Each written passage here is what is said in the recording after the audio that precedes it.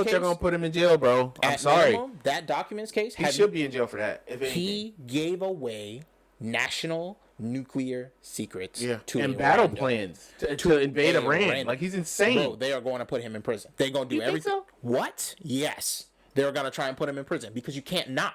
Because He should go to prison, but I believe how it when can I you see justify how we treat Julian Assange and Chelsea Manning and all of these other people if this guy can do it. By saying that they're 15 not times elites. worse? That's how. That's what they've been doing But for that ain't decades. okay, but that they can only do that.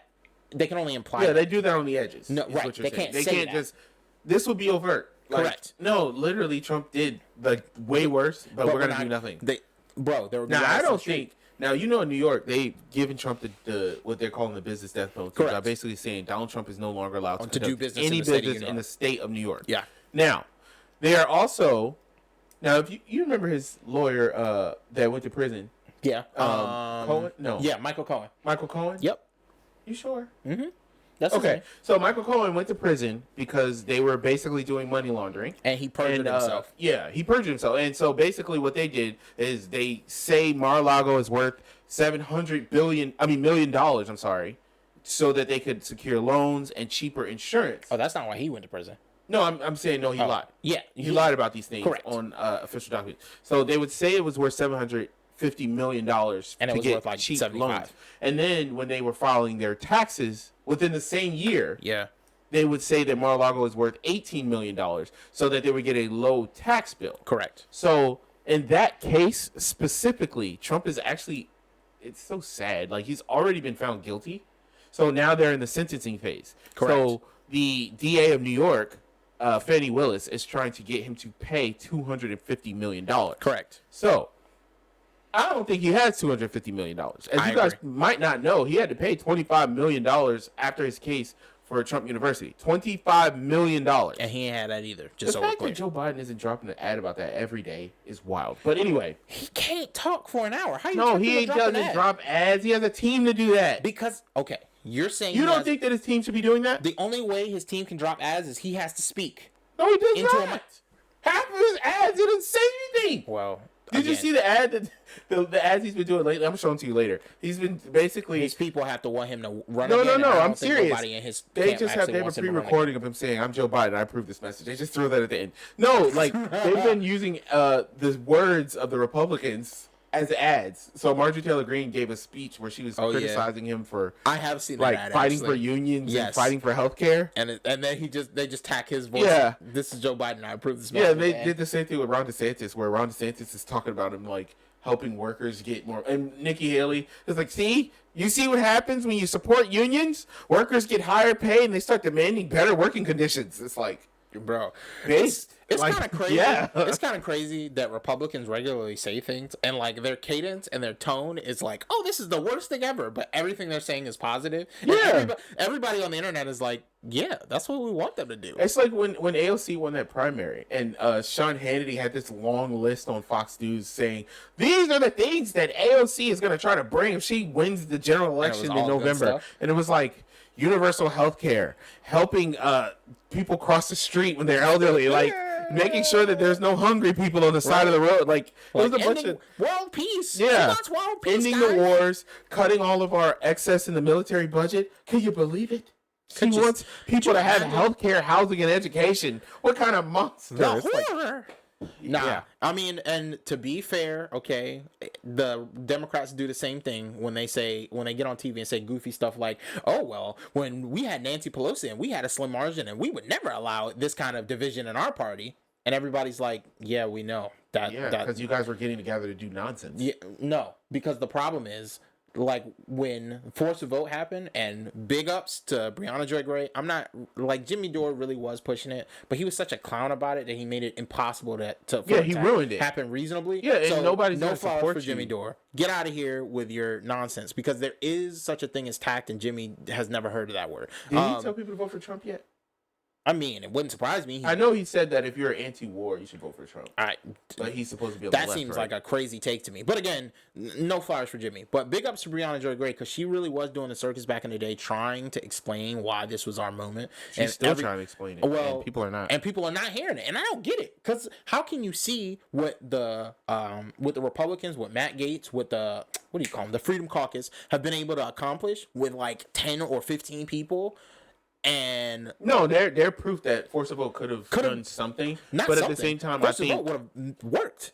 It would have gotten the vote. Yes, they would have, and it would have made all of those people vote against Medicare. Correct. That's and true. Here's the problem, right? The whole reason the Democrats can continue to be as lukewarm and mediocre as they are is because nobody holds their feet to the fire, and they never have to vote on anything. And they always have plausible deniability about how hard they're working to make things better. And to be fair to some people, okay, I don't want to be I don't want to be rude. Some of them really are working hard trying to make this stuff happen. But at the end of the day, if you keep passing up the real opportunities to exercise the power that you have, I gotta ask, why are you there? Like, you're holding up space for somebody who would be willing to use the power you're not willing to use. And that's really how I feel about it. Like, at the end of the day, if you're not willing to get out there and make noise and make a ruckus when you have the opportunity to affect change, bro, why are you there? You're holding the seat. Give it to somebody who's gonna use it. Yeah, step aside. Use the pot or get up. So, but listen, at the end of the day, I think it's going to be interesting. We're going to have to keep watching this thing because I really do think it's going to be seriously... I think it's seriously unlikely that we get to 2024 this time next year and Trump and Biden are even real conversation pieces. I think all of these random independents and then whoever replaces Trump and Biden when inevitably it's going to be Gavin Newsom. It's probably going to be Gavin Newsom. And I think it might come back around to DeSantis. I think he's going to do like a Biden where... Yeah, he'll have his day in the sun. I think DeSantis and I think Vivek is done. I think Vivek is done. I agree. I think Christie is basically done. I agree. Tim Scott is done. It's definitely done. He got to dodge them homosexual rumors.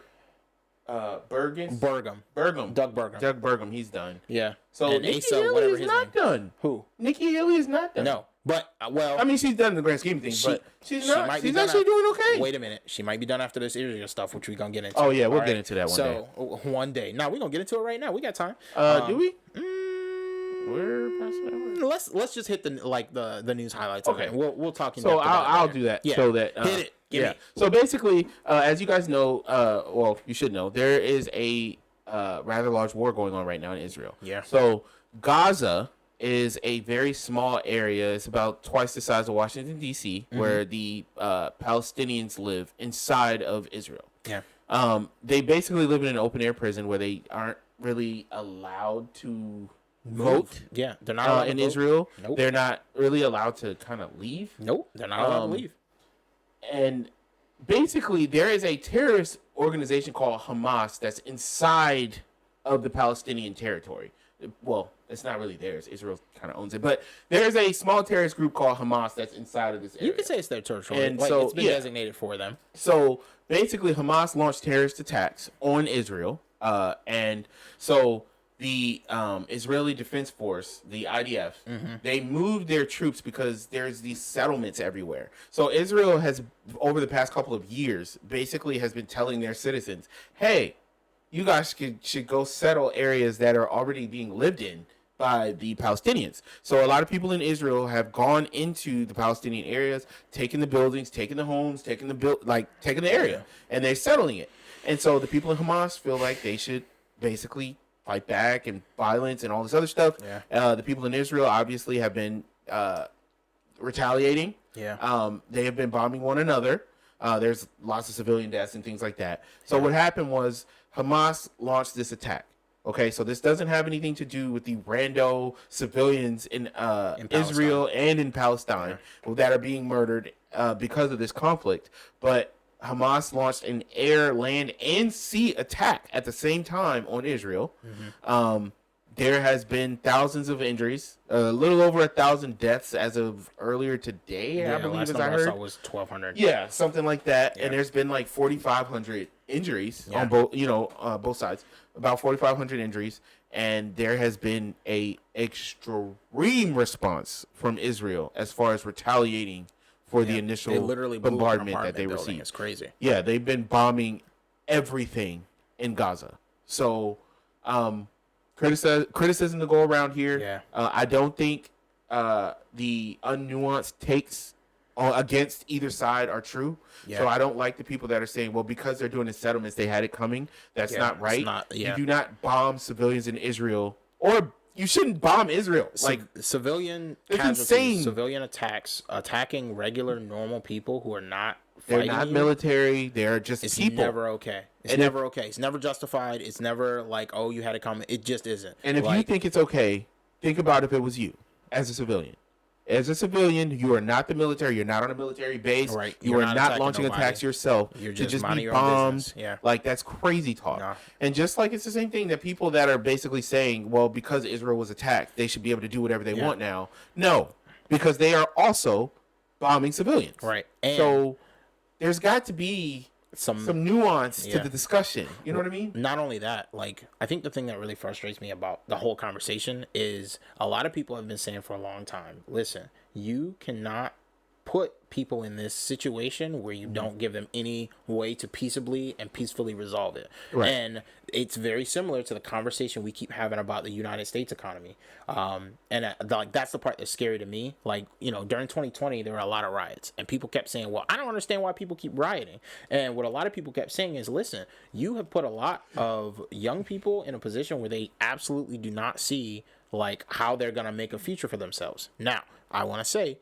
a lot of the people riding in the United States were just bored. They're not in an open air prison. Their kids are not being murdered. They're not getting shot at for peacefully protesting. Their houses are not being confiscated. You did not have to go steal a 64-inch You didn't TV. know, right? You didn't need to go break into a Walmart and steal, steal 2 PlayStations. Now, Like, sometimes, like Martin Luther King said, I think it was Martin Luther King that said the riot is the voice of the unheard. Correct. But you you don't need to go steal no TV, bro. Correct. No, all the Philly shoplifters, like, shame on all. They're of gonna y'all. Y'all catch making you, bro, everything like- worse, right? And I hope they do. I hope they throw you right in jail, because you shouldn't be doing that, dumb junk. But that's not what. Nah.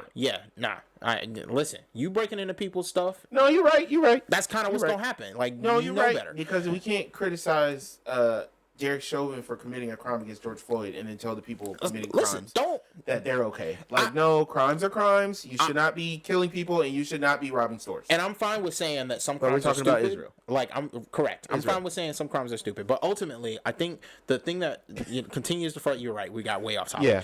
The thing that continues to frustrate me about the conversation is I keep hearing these some of them are Jewish people, and then some of them are like, supporters of the state of Israel, and supporter of Jewish people, and they're saying, oh, well, you have to unequivocally support Israel. And I'm like, bro, that's like saying you should unequivocally support a drug addict. Like, no, you have to support them when they're right, and when they're wrong, you have to tell them they're wrong, and you have to explain why they're wrong. Yeah, and support them through the solution to not be wrong. Because at the same time, because you're actively... We are participating. Right, you're cheerleading the thing that is causing their destruction. Like, bro, if Israel had come in and said, listen, we're not going to build in your area. We're going to do everything we can to support you guys building your area. But if you attack us, we're going to jack you up. We're going to blow up every single person who decides that that's the direction they want to go. But if y'all want to be peaceful and y'all want to self-govern and y'all want to figure y'all stuff out, we'll help you figure your stuff out. If they had came at it with that kind of energy, like, I don't think it's possible. Now, let me throw a little nuance in here, okay? Give it to me. I'm going to try to do it quickly. Help me out. Basically, it is a little bit more complicated than that, because there are parts of the Israeli side as well as the Palestinian side that are like, no. There is no two-state solution. There is no peace. We want our land, and we want to basically fight you for it. I definitely agree with that. And so, like, when I think about Hamas, that's the same thing that made the war in Iraq so difficult. It's because you're not fighting a standing army. You're fighting terrorists. Terrorists are doing suicide bombings. They're doing basically kamikaze bombings. Like, they're doing crazy stuff like that, where there is no, we're fighting them and they're fighting us. It is, we're walking through town looking for the enemy, and then boom, they bombed us. Yeah, but like, so and then there's certain parts of the Palestinian force that's the Palestinian, like the Hamas people. Right. I'm trying to make sure to be clear. I'm not blaming the Palestinians. I'm blaming Hamas.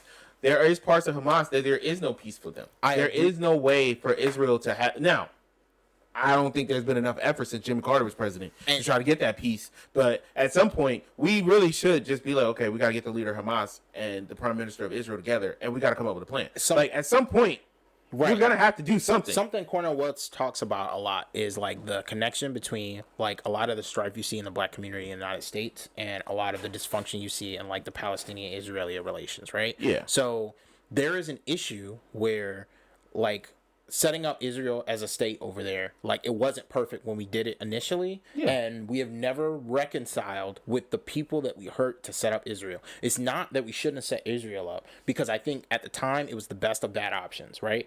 But when you do something that's the best of bad options like that, like, you have to deal with the fallout from all of the people you're now hurting in order to do this thing that you feel like is justified. If you feel like it's justified, which, again, I genuinely, looking at the facts that I have in front of me, seems like that was the best option. A whole lot of people in the area were just not willing to let this happen at all. So we said, listen, we're not giving you a choice. It's going to happen now. Now what? To me, you know, the biggest parts of the problem is the fact that there's the settlements as well as the fact that these people can't vote. It's not. So, it's because the thing is, right, you're never really going to have a two-state solution if you're taking, like, okay, let's simplify it. In your opinion, if you were president right now, what would be the options that you would throw out to solve this? Because to me, there's very few. One, you have a discussion with Israel and you work towards creating a unified Israel where all the Palestinians and all the Israelis get to vote. A lot of people would be like, no, we don't like that idea. We don't want to do that because if, you know, the Palestinians ever become the majority, they would overvote. And then you'd have like a Hamas leader as the prime minister of Israel, which would be unthinkable. But then you talk about the two-state solution, but you have a lot of people in Israel that are like, no, there's no such thing as Palestine. That land belongs to us, and we are never going to relinquish it. So it's like, it is a very, and you guys have to understand, this is a biblical fight. Right. Okay? For so years, this for is centuries, and millennia even. So this isn't just, oh, you know, this new prime minister and these, no, this fight's been going on for decades. A long time. I just made a comment about Jimmy Carter, who was president in like the 80s. Yeah. Like, he was the last person to achieve somewhat peace in the Middle East until the president of Egypt was assassinated. Correct. For agreeing to that. But it did still create peace in the Middle East for a little while. I'm just keeping it real. Okay. Now, as we close things out, okay? You asked me a question. I'm going to try to answer it. Okay. Yeah. Honestly, in my opinion, the best thing to do would probably be for us to cautiously divest ourselves of that area and say, listen, y'all figure it out. We're not going to touch it. If you come over here, we gonna jack you up. We got our area. This is where the line is. Y'all stay over there. Y'all figure it out. Now, I'm going to throw a wrench in and I want you to respond to this. So you've got bigger problems in the area. For example, Iran. So the day that this happened, there was chants in the Iran government, their version of like the Senate or whatever, basically saying death to Israel and supporting that attack. And so similar to our efforts in Ukraine, the concern is if we allow Israel to just fight their own battles, one, Israel's our biggest... No, wait. I don't mean U.S. tell Israel, y'all figure it out. No, what I mean is Israel says to Palestine, hey, listen, the area y'all in, that's y'all's. We not... Oh, you're saying a two-state solution. I'm saying literally telling them to run their own area. Not just run their own area. This is where we're cutting it off. We're not coming over there. Y'all got it. Don't come over here. Like, make them their own country? Let them have it. Let them have the area they got. Now, at that point, now you're going to have other issues. Like, one, you have to take the settlements back. Send all of those Israelis that have now built their lives there over the past couple decades. Here's the problem. Back into Israel. Here's the problem. Out of Gaza. Gaza is a tiny, high, densely populated area. Correct. There's like 2 million people on an area twice the size of D.C. But I think the problem that I always have is you're saying, oh, well, now those Israelis who got into this place illegally are going to be displaced, and in my opinion, they already displaced somebody else. No, they should be displaced back into Israel. But what I'm saying is, in the event that we did that, if you put money there, you lost it because you shouldn't have put the money there. I know we told you to do it. That was our bad. We'll recompensate you on the Israeli you go. side. Okay, all right. I'm in. We'll make it good with our people because they're not going to do it if that's not part of the equation. That's what I'm saying. No. You're saying they No, the Israeli government should be responsible, because I think the problem always ends up everybody feels like they're the biggest, baddest one in the room and nobody's going to mess with them until it happens. And then they want to be indignant about it after the fact. Every time we get in an armed conflict, it never goes the way we expect it to. We're never as prepared as we think we are. We never see it coming. And we're always overreacting in the wrong place at the wrong time to the wrong people. It just doesn't work. It didn't work for 9/11. It didn't work for Ukraine and Russia. It's not going to work this time.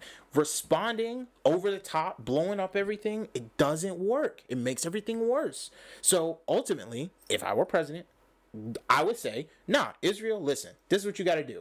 We going to rock with you, but you got to stop doing jacked up stuff so we can actually defend you. It's no different than if my wife was at a movie theater or a bar and she picked the biggest dude in the room and she want to go, slap him in the face and throw a drink on him and make a big ruckus. Like, I might die trying to defend your honor, or you can just not do that. Listen, bro, I love you. I don't want you might to... What I'm saying is... If my wife do that. Correct. You going to be like, oh, I ain't tell you to do that dumb junk, but that's... I'll just play a bit. You ain't gonna do that for real.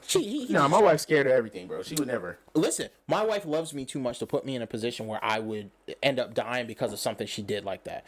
And in my opinion, Israel should be in the same position. My wife loves herself too much to do that. Well, to pick the biggest dude in the bar, punch him in the face. I hope she loves herself. Listen, because your wife has a real understanding of what violence means, and I think in the same vein, like well, I guess the point of terrorism is to create the point terror. But it's like, what do you think was about to happen? Bro? No, so, but I don't know. Hamas is doing the same thing that all of the white school shooters do in our country, and all and Al Qaeda and everyone else. They're not thinking about what happens after. Because the only thing that matters is it's their grievance. They're grievance brained. So they're like, no, you did something wrong to me, so I'm gonna take everything from you. I'm gonna do the worst things I can think because you deserve it, and that doesn't work. Yeah, and it never does. So I'm gonna end it with this 2-second story about this war. So when I was in college at Virginia State, I had this professor named Dr. Young. Mm-hmm. Dr. Young was actually one of my favorite professors because he really just did not care about anything at all. Those are the best professors. Yeah, and he's African. Okay, so I think he's from Nigeria. And he fought in a war called the Biafran War when he was a child. Listen, we got back to it. Yeah. Okay. So Dr. Young was a literal child soldier. Wow. And I was like, no way.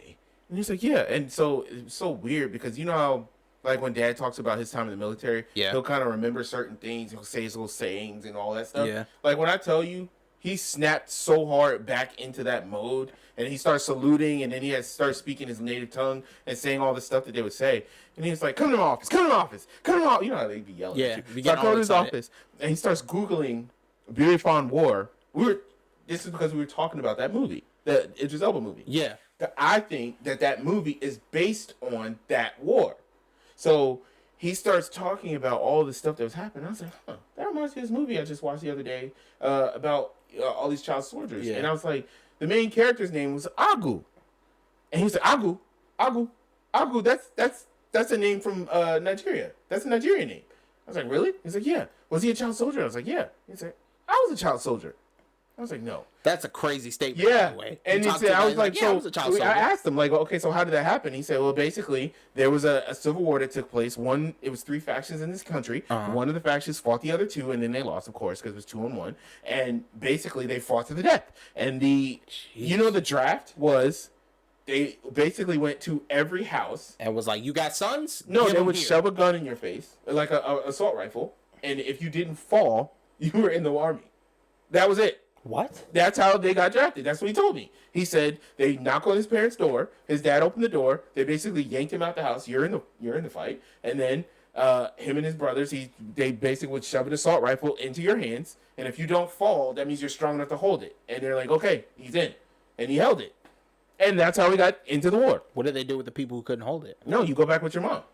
You're a baby. You're too young. Yeah. Wow, so then he told me he got shot in the leg, and he showed us his injury on his leg. Jeez. Right? He had a bullet hole in his. It's not a hole anymore, but he had a bullet injury in his leg. Yeah. And then he showed us. He started crying. He showed us a picture of his commander who was killed in the war, and he literally started crying in his office. I'm sure. So I was like, "Oh, this guy is not lying." No, like it was awesome. And I'm a history buff, so like that type of I've never heard of that, and so of course you know me. I start researching it, and then Anyway. Your reaction to that story is very different from I don't think He I would. survived the war, but like, think about it, Elliot. This is a literal child soldier from a African Civil War from the 1970s, And he somehow ended up as and he's a professor at an Virginia State HBCU. University in Petersburg. That Get is out a of crazy here. life story. You should call that guy up. Yeah, we should write a book about that or something. You probably should. It was an awesome story. But it's interesting. At some point, said, Peter Dow also says he was a child soldier. I quibble with his definition, but I don't want to argue with the man's life my experience. professor was definitely. No. Because Peter Dow was like, I think he said he was 17. So, like, on the one hand, that is still technically a child soldier. There were anyway. That's what I'm saying. That That's means why more I'm of a soldier than either one of us were. So let me not even do that. That's what. At the end of the day, ultimately, that's his life experience. I'm sorry he had to go through that. And I'm sorry that anybody has to go through that. Like, it sucks. So, ultimately, I hope we get some level-headed leaders in our country to help maybe, navigate us out of some of this craziness. But I'm not holding my breath on that. So, we'll see what happens. But this has been the Pensive Brothers Podcast. I am Elliot. This is Aaron. And we are out.